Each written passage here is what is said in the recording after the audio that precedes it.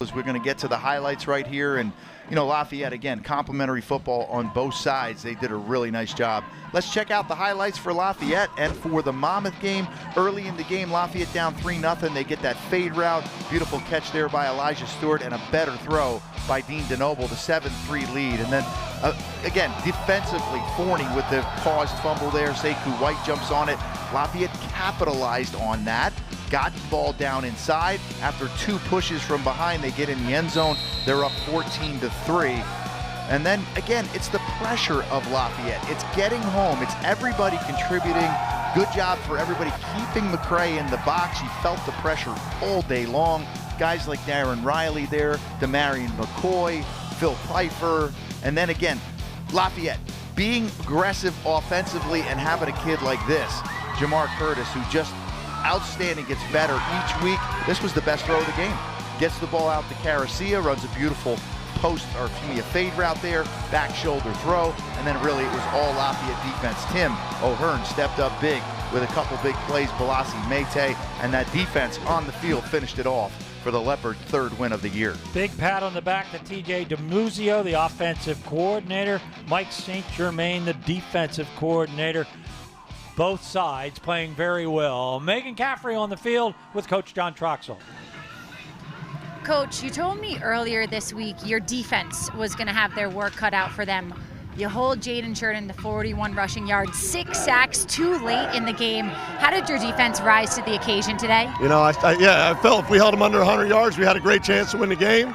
I'm proud of the kids. I mean, they played hard. I mean, offensively, I think this is the most points we've scored all year. So that helps, and in the bad weather, it comes down to running the ball, and we did a good job of that. So, and hey, it's Equipment Manager Appreciation Week, so to our guys here who did a great job getting the guys ready for this game, shout out to you guys. Schiff. Speaking of your offense, we're going to talk to your quarterback in just a second, Dean DeNoble. Yes. How did he continue to level up again today? He made plays when he had to make plays. I mean, had 2 great touchdown passes. He's a gamer. What can you say about him? He's playing as hard as he can. The guys rally around him, and we're proud of everything he's doing. He's worked really hard to earn this opportunity. Thanks so much, Coach. Thank you. Dean, your coach just called you a gamer. How were you able to get it done offensively today?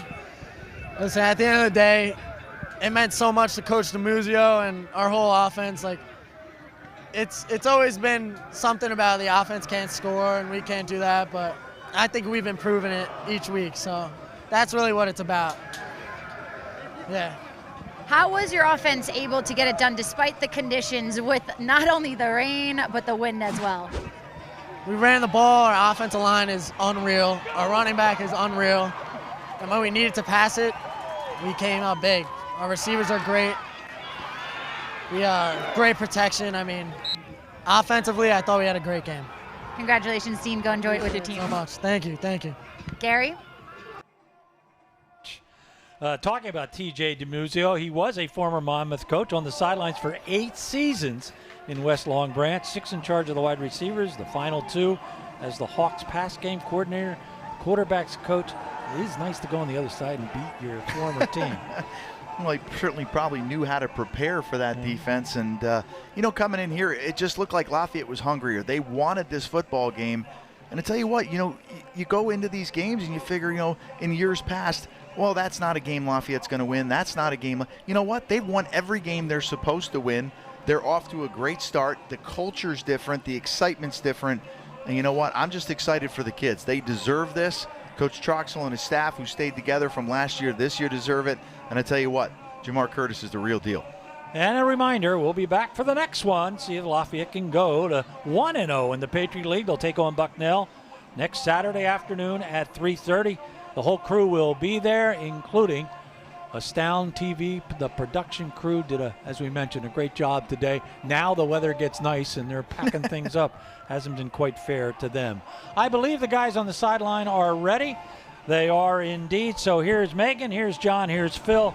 For Mike and I, thanks for spending time with us. See you next week.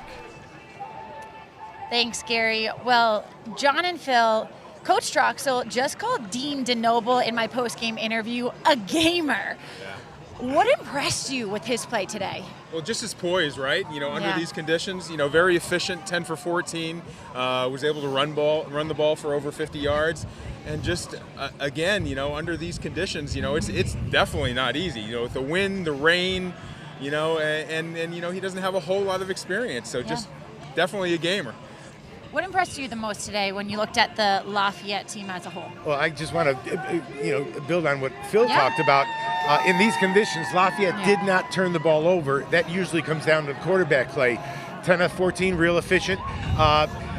What I was impressed with is third down conversions. On both of their touchdown drives early, there were at least 2 third and longs, and DeNoble found a way, once with his feet and once through the air, and he's just getting it done. And Phil, you and I were around preseason, and we were wondering, what the quarterback play would be like, and we're kind of joking about DeNoble just a little bit because he got a little Brett Favre in him. He giveth and he taketh away. But so far this year, he been giveth.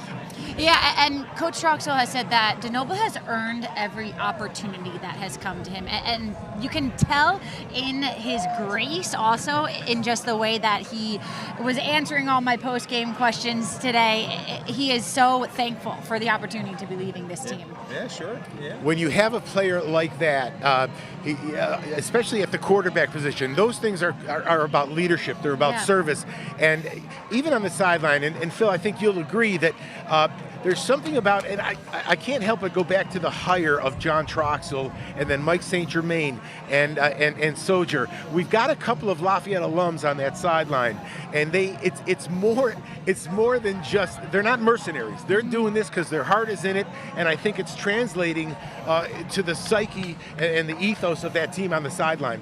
Well, and speaking to, the assistants, we saw them crashing into each other. It looked like WWE, wrestlers or something. And it's a lot of probably pent up aggression, from bad seasons and whatnot, and just being able to see some great play out of the kids. By the way, the first time since 2012 that Lafayette has started 3-1, so they're on the right track. They don't beat themselves. It's a fundamentally sound team. It starts at the top.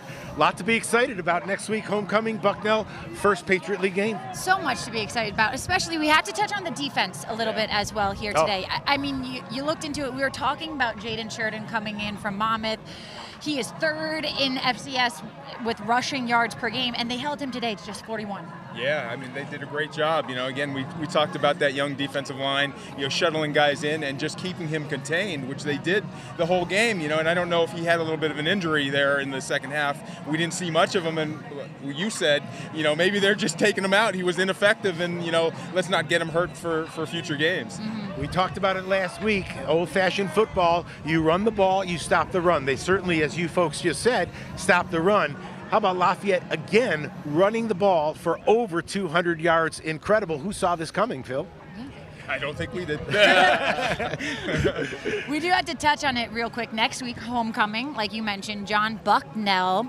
Phil, just your quick thoughts on what does Bucknell bring to the table? Well, I haven't scouted them too much, and it looks like did they lose pretty big today? Yeah, they lost big today. So again, I don't think, we don't want to get overconfident here. Let's come back, same mentality. Let's bang the ball, let's run the ball. That'll set up the pass, and just much of the same. Yeah, I agree. When it's league time, everything changes. Bucknell, despite their early season struggles, they're going to come in here. Everybody's 0-0. You're playing for the Patriot League season and the chance to play in the postseason. So, you throw last week's scores out the window. You throw this score out the window. Next week, it's a brand new season. Brand new season. However, still, Lafayette 3-1 for the first time since 2012. That'll do it for us today. From Phil Eng, John Leone, myself, Megan Caffrey. We will see you again next week, 3:30 p.m. Eastern Time, Fisher Stadium, homecoming as Lafayette takes on Bucknell.